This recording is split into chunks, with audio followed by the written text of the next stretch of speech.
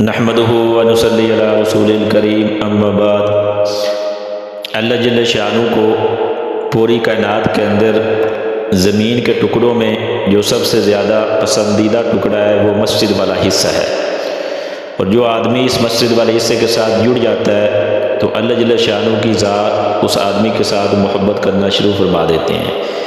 حدیث پاک کے اندر آتا ہے،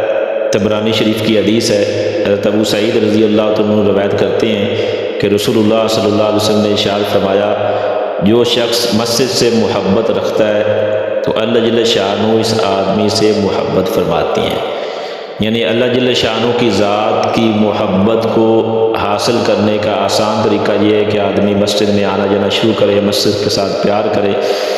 اس کے اندر نماز پڑھے تو اللہ جل شانہ اس آدمی کے ساتھ محبت شروع کر دیں گے، اور جس سے اللہ جل شانہ کی ذات محبت فرمائیں گے تو انسان محبت کرنے والا جو ہوتا ہے وہ کبھی بھی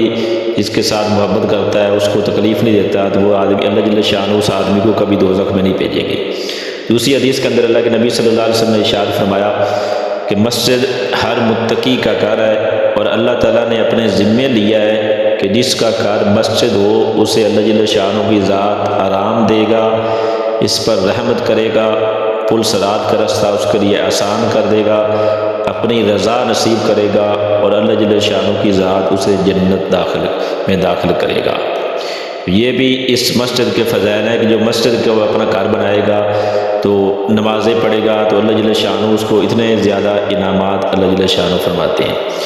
تیسری حدیث کے اندر اللہ کے نبی صلی اللہ علیہ وسلم نے ارشاد فرمایا، حضرت معاذ بن جبل رضی اللہ عنہ سے روایت ہے کہ نبی اکرم صلی اللہ علیہ وسلم نے ارشاد فرمایا، شیطان انسان کا پیڑیا ہے بکریوں کے پیڑیوں کی طرح۔ جس طرح بکری اکیلی ہوتی ہے تو اس کو پیڑیا پکڑ لیتا ہے ریوڑ سے علیحدہ ہو، تو اسی طرح انسان جب علیحدہ ہو جاتا ہے اس کو پیڑیا جو شیطان اس کا ہے وہ پکڑ لیتا ہے۔ پھر اللہ کے نبی صلی اللہ علیہ وسلم نے اس سے بچنے کا طریقہ بھی بتایا کہ اجتماعیت کو لازم پکڑو، یعنی اکٹھے رہا کرو، اور دوسرے مسجد کو لازم پکڑو۔ مسجد میں جب تک آدمی رہتا ہے تو شیطان جو ہوتا ہے وہ انسان کے اوپر حملہ نہیں کر سکتا، تو اس کی وجہ سے شیطان کے جال سے انسان بچ جاتا ہے۔ چوتھی حدیث کے اندر اللہ کے نبی صلی اللہ علیہ وسلم نے ارشاد فرمایا، جو شخص صبح اور شام مسجد میں جاتا ہے اللہ تعالیٰ اس کے لیے جنت میں مہمانی کا انتظام فرماتے ہیں۔ جتنی مرتبہ وہ مسجد میں زیادہ جائے گا اتنا زیادہ اللہ جل شانہ اس کے لیے جنت میں مہمانی کا انتظام فرمائے گا۔ اور اللہ جل شانہ کی شان کتنی بڑی ذات ہے، اور اللہ جل شانہ کی ذات اس کے لیے جنت میں مہمانی کا انتظام کرے تو ہر آدمی کی یہ خواہش ہوتی ہے، تو اگر ہم اللہ جل شانہ کی مہمانی سے کھانا چاہتے ہیں تو ہمیں زیادہ سے زیادہ مسجد کے اندر جانا چاہیے، اس کے اندر وقت گزارنا چاہیے۔ بہترین طریقہ یہ ہے کہ 5 وقت کی نماز مسجد میں تکبیر اللہ کے ساتھ پڑھی جائے،